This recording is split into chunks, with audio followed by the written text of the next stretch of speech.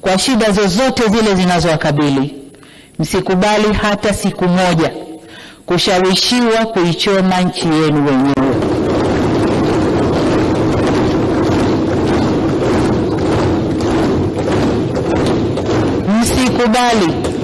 Msikubali kukata tawi la mti ambao mmeukalia. Msikubali kabisa. Hili nawaomba mlikatae kwa nguvu zenu zote. Ninyi ndio walinzi na wajenzi wa taifa hili, na wasihi kamwe msije kuwa wabomoaji wa taifa lenu. Mheshimiwa Spika, kuna wakati vijana hufuata mkumbo wa uhalifu kwa ushabiki. Ninatambua kwamba vijana wengi waliokamatwa na kushtakiwa kwa makosa ya uhaini hawakujua wanachokifanya. Nikiwa mama na mlezi wa taifa hili, ninavyoelekeza vyombo vya sheria na hasa ofisi ya mkurugenzi wa mashtaka kuangalia kiwango cha makosa yaliyofanywa na vijana wetu. Kwa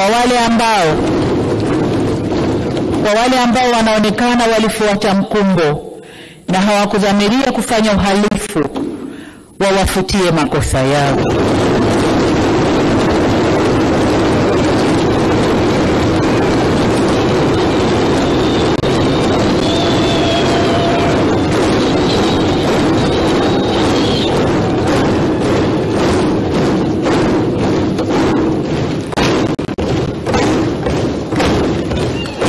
Asante Mheshimiwa wabunge, nashukuru.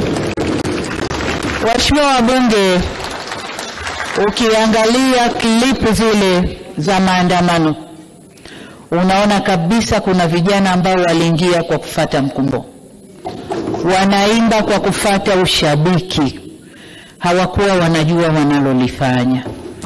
Kwa hiyo kama mlezi, kama mama, ndio maana naelekeza vyombo vya ulinzi na usalama, hasa ofisi ya DPP, kuchuja viwango vya makosa, na kwa wale waliofuata mkumbo basi waseme nao kisha wawaachie waende kwa wazazi wao.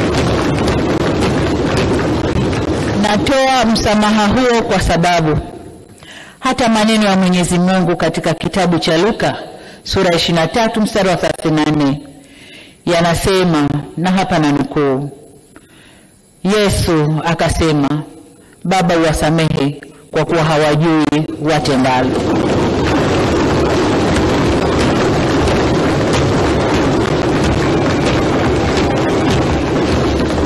Ndugu zangu wa Tanzania, tujifunze kutokana na mapito yetu.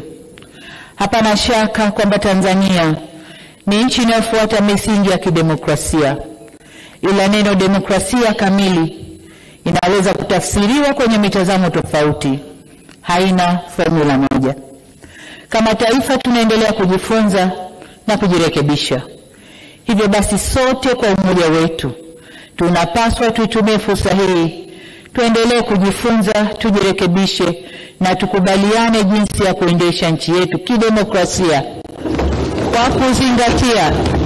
kwa kuzingatia tamaduni, mila na desturi zetu na sio za kuletewa. Kama tulivyoagizwa na ilani ya Chama cha Mapinduzi ya kipindi cha miaka 5 mwaka huu 2025 mpaka 30, moja ya hatua itakayotufikisha kwenye maelewano hayo ni marekebisho ya katiba yetu. Serikali imeahidi kuanza kulifanyia kazi suala la mabadiliko ya katiba ndani ya siku 100 za muhula wa pili wa